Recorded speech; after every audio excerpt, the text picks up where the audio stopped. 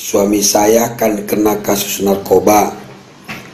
Terus dibilang sama penyidik kena pasal 112, 114. Itu kata penyidik bisa dibantu ganti ke pasal 127, hukumannya bisa 8 bulan. Saya jelaskan dulu rekan. Pasal 112 atau 114 itu adalah pengedar, memiliki, ya kan. Kalau misalnya masuk pasal 127 itu pengguna, korban dia. Itu maksudnya. Jadi untuk itu Pak, untuk mengganti ke pasal 127 ini, jadi hukumannya bisa 8 bulan, penyidik minta uang 25 juta. Sudah saya kasih. Suami saya kan ketangkap 3 orang. 1 bandar, yang 2 pemakai, suami saya sama temannya. Setelah saya kasih uang 25 juta, itu naiklah berkas ke kejaksaan. Tiba di jaksa katanya mau bantu. Setelah dijumpakan dengan kasih pidum, pasal pemakai 127 nggak berlaku. Saya udah kasih uang 30 juta sama jaksa. Kata jaksa kalau nggak bisa bantu, uang bisa dikembalikan. Tapi setelah uang 30 juta sudah sama kasih pidum, saya mau minta kembali, jaksa sama kasih pidum menghindar Pak. Suami saya akhirnya polis 6 tahun 2 bulan. Jadi saya merasa dipermainkan. Uang udah keluar banyak, suami hukumannya tinggi. Mohon pencerahannya Pak. Kemudian dikirimkannya chat-chat dia dengan penyidik.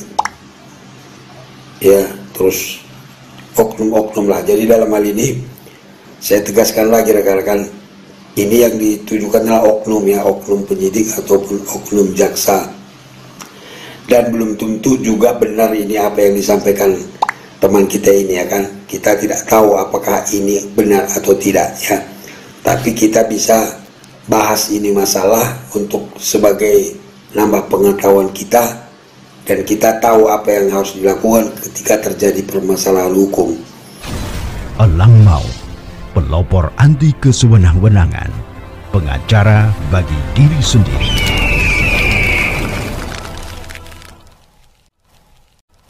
Begini, kalau pasal 127 itu kan pemakai, sudah ada surat edaran dari Mahkamah Agung bahwa kalau barang buktinya di bawah 1 gram itu bisa jadi pemakai ya, pengguna atau korban.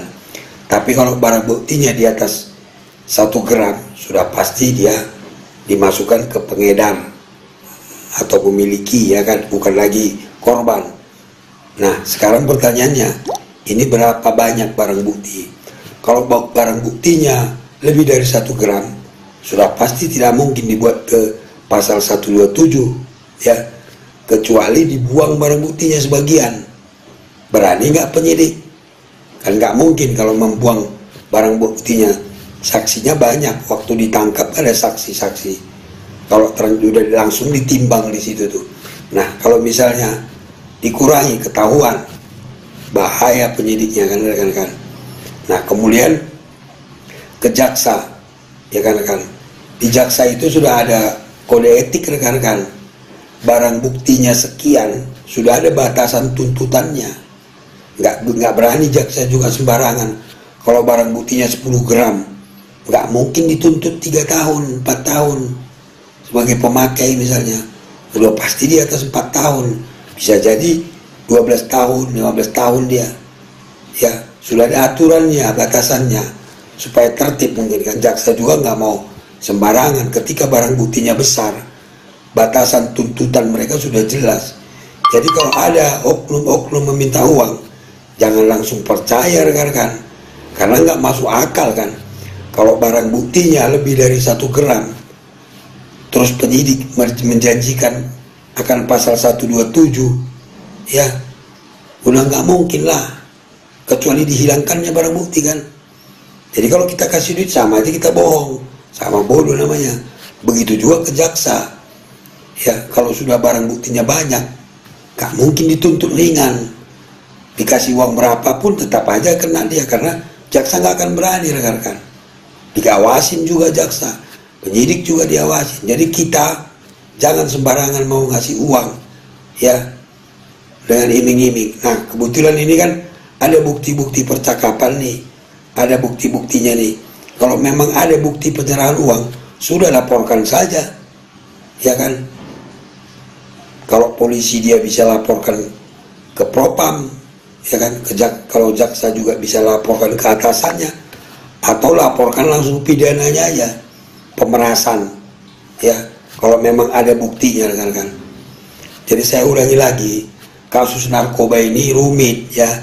Jangan sembarangan kita ngasih duit dengan iming-iming itu. Gak bisa, rekan-rekan, sulit itu dia, ya. Kecuali oknumnya itu nekat, ya, menghilangkan sebagian barang bukti, ya. Tapi kan bahaya, bisa dipecat, bisa penjara lagi ya.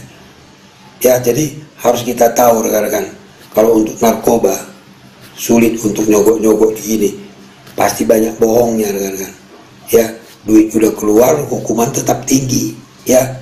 Jadi saran saya, kalau memang benar kejadiannya ini, rekan-rekan, teman kita tadi, laporkan saja, ya, supaya tertib ya di semua. Jelas, rekan-rekannya, tetap tonton channel Bang Benny supaya kita terhindar dari kesewenang-wenangan. Assalamualaikum.